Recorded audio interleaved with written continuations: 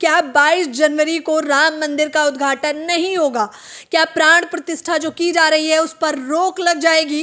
जी हाँ, ये तमाम सवाल मैं इसलिए पूछ रही हूँ, महज कुछ दिन ही बचे हैं राम मंदिर के उद्घाटन पे, और उससे ठीक पहले आपको बताना चाहेंगे कि गाजियाबाद के रहने वाले भोला नाम के एक शख्स ने याचिका डाल दी है इलाहाबाद हाई कोर्ट में, ये कहते हुए कि राम मंदिर प्राण प्रतिष्ठा का उद्घाटन नहीं होना चाहिए। शंकराचार्य भी नजर आ रहे हैं। शंकराचार्य जिस प्रकार से नाराज हैं, टिप्पणियां भी कर रहे हैं। विपक्ष ने भी जाने से मना कर दिया है कि 24 को लेकर बीजेपी चल रही है और 24 उद्घाटन की वजह से ये सारा षड्यंत्र रचा जा रहा है। इस विषय पर चर्चा करने के लिए इस वक्त मेरे साथ केपी चौधरी मौजूद है। इस पूरे चीजों को वो कैसे समझ रहे हैं, कैसे देख रहे हैं, चलिए सीधे बातचीत करते हैं। सर, क्या कहना चाहेंगे आप?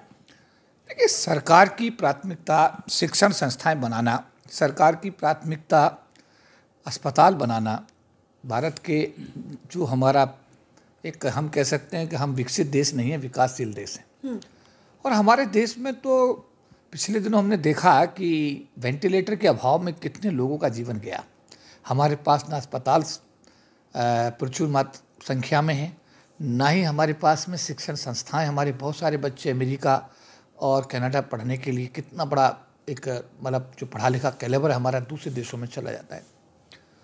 सरकार की प्राथमिकता होनी चाहिए कि अपने नागरिकों को वो अच्छे शिक्षण संस्थाएं बना करके दे, उनको अच्छी मेडिकल सुविधाएं दे, उनको हॉस्पिटल्स बनाए, विश्वविद्यालय बनाए। ये राम मंदिर बनाना या अक्षरधाम मंदिर बनाना, पहले भी हमने देखा कि बीजेपी जब पावर में आई, ऑलरेडी एक अक्षरधाम मंदिर गांधीनगर गुजरात के अंदर पहले से ही था, लेकिन उसके बाद भी दिल्ली के अंदर भी अक्षरधाम मंदिर की स्थापना जब अटल बिहारी वाजपेयी प्रधानमंत्री बने तो उन्होंने की। अब ये लोग दूसरी बार प्रधानमंत्री बने हैं, फिर इन्होंने एक राम मंदिर का मसला जो सुप्रीम कोर्ट में था, क्योंकि अभी सवाल कीजिए कि मैंने देखे कि अगर जहाँ पर मस्जिद थी वहाँ से कई किलोमीटर दूर मंदिर अगर बनना था तो फिर मस्जिद को तोड़ने का औचित्य क्या था? धार्मिक उन्माद फैलाने का एक मतलब क्या विषय बनता था?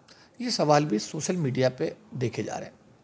यहाँ तक सरकार की प्राथमिकताओं का मामला है, सरकार की प्राथमिकताओं में अगर हम अंतर्राष्ट्रीय स्तर पर विकसित देशों को देखते हैं तो हम ये पाते हैं कि वो अपने नागरिकों के लिए अच्छी हेल्थ सुविधाएं, अपने नागरिकों के लिए अच्छे एजुकेशन इंस्टीट्यूट बना करके एक विकसित देश के रूप में अपने आप को स्थापित कर रहे हैं।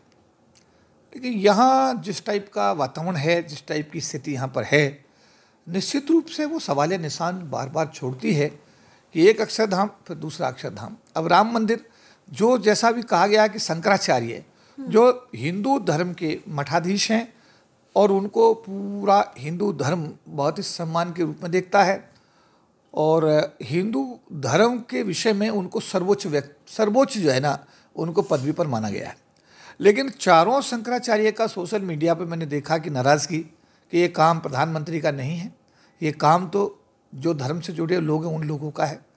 तो ये जो अभी पिटीशन डाली गई ये भी उसी का एक हिस्सा है कि क्या इसका 24 के चुनाव के साथ जोड़कर देखा जा रहा है या क्यों प्रधानमंत्री जी इसका उद्घाटन करने के लिए इतने आतुर हैं, क्यों नहीं ये किसी जो पीठ है उसके शंकराचार्य से क्यों नहीं इसका उद्घाटन कराया जा रहा है।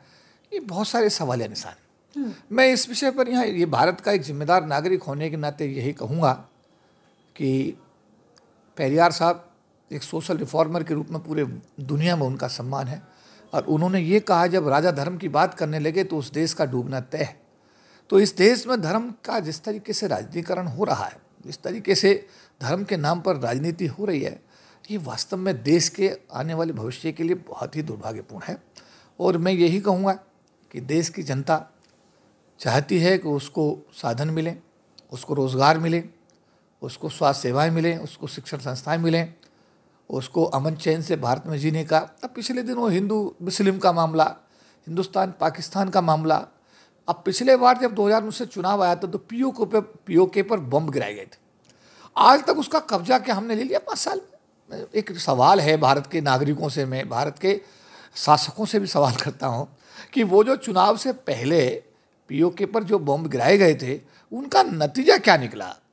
क्या वो जो पाक अधिकृत कश्मीर था वो हमारे देश का हिस्सा बन गया, एक भी इंच ज़मीन 5 साल में हमारे पास आई, या महज एक कुछ चुनावी फंडा था।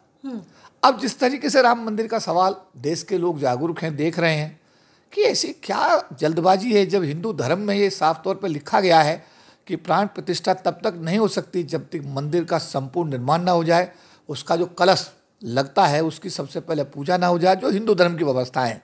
लेकिन उसमें आधा निर्माण होने के बाद ही प्राण प्रतिष्ठा उसमें की जा रही है, भगवान राम की मूर्ति स्थापित की जा रही है। हिंदू धर्म के ही लोग जो सर्वोच्च पदों पर, सम्मानित पदों पर बैठे हुए हैं, जो चारों पीठ, जो हिंदुओं की सबसे सर्वोच्च पीठ है, चारों पीठों के शंकराचार्य हैं, वही सवालिया निशान उठा रहे हैं। तो इसमें जब उनका ही सवाल उठ रहा है, तो भारत के अंदर आम आदमी का सवाल उठ जाना ये भी एक बड़ी स्वाभाविक सी बात है। तो मेरा ये कहना है कि चाहे ईवीएम का मामला हो, चाहे ये राम मंदिर के अभी मैं कहूँगा प्राण प्रतिष्ठा का मामला हो, बहुत सारे सवाल, ईडी के दुरुपयोग का मामला हो, ऐसे सवाल हैं जो वास्तव में अपने आप में सवालिया निशान छोड़ रहे हैं। और इनका जवाब आने वाले दिनों में भारत की जो जनता है ये अपने आप अपने जवाब को तैयार रखती है, समय आने पर जवाब देती भी है। और इतिहास इस बात का गवाह है कि शासकों ने, जिन्होंने अपने देश की जनता के हित में काम किए, जिन्होंने अपने जनता के हित को सरपुरे रखा, वो बहुत ही, मतलब मैं कहूँगा कि उनको एक अच्छे शासक के रूप में पूरे विश्व में जाना जाता है। और जिन लोगों ने अपनी अभिलाषाओं की प्रतिपूर्ति के लिए देश के संसाधनों का दुरुपयोग किया, मुझे लगता है कि उनका भी एक इतिहास बनता है। यहाँ ये कहना न्यायसंगत होगा कि भारत की सरकार को पूरे देश के 303 सांसदों का एक समर्थन को प्राप्त है, उनकी पार्टी को बहुमत की सरकार है। और ऐसे समय में हमें कोशिश ये करनी चाहिए कि सरकार को हर विवाद से बचने की कोशिश करनी चाहिए। भारत के हर नागरिक की जो अभिलाषा है, जो उसकी आकांक्षा है, उसके ऊपर खरा उतरने की कोशिश करनी चाहिए। विवादित मुद्दों से सरकार को हमेशा बचना चाहिए। और अब तो ये राम मंदिर वाला जो विषय है वो इतना विवादित हो गया है, कि जब शंकराचार्य चारों पीठ के विवाद, और अब जब ये मामला अदालत में भी चला गया है तो ये और मामला गंभीर हो गया है। तो देखना यह है कि इलाहाबाद का उच्च न्यायालय इस विषय में निर्णय क्या देता है, और 22 तारीख को क्या ये प्रयोजन संभव होगा या नहीं होगा, ये तो आने वाले समय में जो हमारी इलाहाबाद पीठ है उसके निर्णय के बाद ही तय होगा। आप सभी जानते हैं कि केपी चौधरी किसी परिचय के मोहताज नहीं है, दलित और बहुजन समाज की आवाज़ बुलंद करते आए हैं। इस बीच में सर तमाम लोगों को बुलाया जा रहा है, 4000 तो वीवीआईपी न्योता दिए जा रहे हैं, लेकिन कहीं भी द्रौपदी मुर्मू का नाम नहीं सुनाई दे रहा। देखिए, ये तो जो लोग बुला रहे हैं, अब ये सवाल तो उनसे पूछा जाए तो बहुत अच्छा रहेगा कि भारत की राष्ट्रपति को क्यों नहीं संसद भवन के उद्घाटन के समय बुलाया गया, जो कि जबकि वो देश की राष्ट्रीय अध्यक्षा हैं। आज अगर राम मंदिर का, मतलब ये कहेंगे कि अब वहाँ पर सबसे बड़ा आयोजन ही कहेंगे हम तो उसको, वहाँ पर भी भारत की राष्ट्रपति को अगर न्योता नहीं दिया गया जैसा आपने बताया, तो ये क्यों नहीं दिया गया, ये भी एक सवालिया निशान तो छोड़ता ही है। इतने सारे लोगों को, बाहर के देशों के लोगों को आपने बताया 4000 प्रतिनिधि बुलाए जा रहे हैं, लेकिन भारत की राष्ट्रीय अध्यक्ष को, जो भारत की प्रथम नागरिक हैं, प्रथम महिला हैं, उनको अगर नहीं बुलाया जा रहा है तो ये ठीक उसी तरीके सवाल छोड़ेगा आने वाले समय में, जिस तरीके से भूतपूर्व राष्ट्रपति रामनाथ कोविंद जी को अजमेर के पुष्कर मंदिर में अंदर जाने की इजाज़त नहीं मिली और उनको सीढ़ियों पर ही पूजा कराई गई। जिस तरीके से जब शिलान्यास हुआ संसद का, उस समय भारत के तत्कालीन राष्ट्रपति रामनाथ कोविंद जी थे, उस शिलान्यास के टाइम पे भी उनको नहीं बुलाया गया।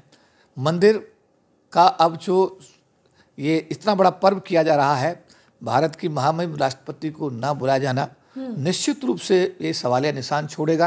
और आने वाले दिनों में देश उन लोगों से सवाल तो पूछेगा कि क्या एकमात्र यही कारण तो नहीं कि द्रौपदी मुर्मू एक अनुसूचित जनजाति से आती हैं? क्या रामनाथ कोविंद देश के अनुसूचित जाति समाज से आते थे? क्या इस जातिगत आधार पर ही ये अन्याय, अत्याचार और भेदभाव किया जा रहा है?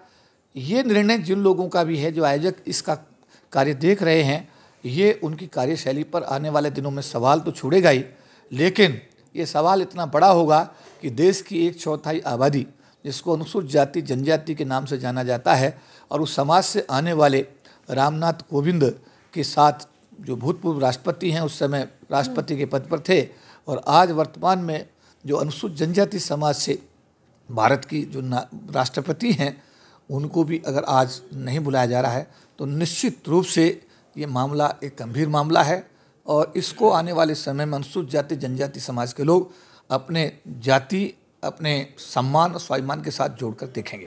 जाहिर तौर पर मामला इलाहाबाद के हाई कोर्ट में है तो सवाल बहुत ज़्यादा हैं। भोला दास का कहना है कि 3 कारण हैं। उन्होंने कहा पहला तो ये मंत्र जो है इसमें कोई भी धार्मिक काम नहीं किया जाता, दूसरा बीजेपी से 24 के चुनाव की तरह इस्तेमाल कर रही है, और तीसरा जैसा कि विपक्ष के आरोपों पर उन्होंने कहा कि शंकराचार्य तक नाराज़ हैं तो आखिरकार इस राम मंदिर का उद्घाटन क्यों करवाया जा रहा है। सर, 24 के चुनावों की तरह क्या इसका इस्तेमाल किया जा रहा है? राजनीति का नाम संभव है। मैंने आपको कहा कि जम्मू कश्मीर के अंदर सैनिकों का इतना बड़ा हादसा हुआ, उसकी जांच आज तक क्या हुई क्या नहीं हुई सवालिया निशान तो है।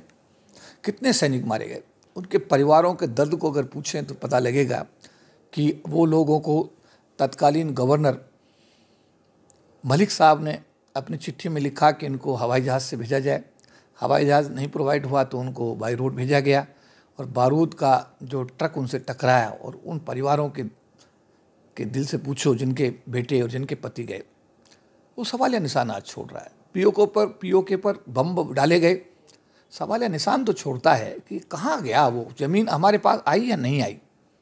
चीन ने हमारी कितनी ज़मीन कब्जा रखी है उस पर आज तक किसी प्रकार का कोई स्पष्टीकरण। मणिपुर जलता रहा, पूरे देश ने देखा है। आज मंदिर का मामला चल रहा है, ईडी अपना काम कर रही है, विरोधी दल के सारे नेता बेईमान हैं, और जो सत्तारूढ़ दल से जुड़े लोग हैं, मैं तो कहूँगा कि अजित पवार जी के बारे में प्रधानमंत्री जी ने मध्य प्रदेश की चुनावी सभा में कहा कि उन पर 600 करोड़ का या कितने कई सौ करोड़ रुपए का उन्होंने घोटाला किया, उनको जेल जाना है, और 3-4 दिन बाद वो शामिल हुए और वो डिप्टी सीएम बना दिए गए। इसी तरीके से असम के मुख्यमंत्री हेमंत शर्मा जी का भी मामला है। बार बार सवाल पूछते हैं पत्रकार कि क्या हुआ, ये कैसे वॉशिंग मशीन है जिसमें धुलाई होकर के बिल्कुल ठीक हो जाता है। तो जो अभी आपने कहा कि 2024 का चुनाव है, और चुनाव राजनीति है, हर दल अपने हिसाब से चुनाव जीतने के लिए हर हथकंडा इस्तेमाल करता है। भारत के संविधान में सबको आज़ादी है, और अगर सत्तारूढ़ पार्टी मंदिर के सहारे अपनी विजयश्री को सुनिश्चित करने की कोशिश कर रही है, तो राजनीति में तो यही कहना है कि राजनीति में सब वाजिब है, और राजनीति में हर चीज़ संभव है। राजनीति में सब चीज़ संभव है। साम दाम दंड भेद तमाम चीज़ों का इस्तेमाल कर रही है बीजेपी सरकार 2024 में अपनी सत्ता बनाने के लिए। आरोप प्रत्यारोप लगातार जारी है।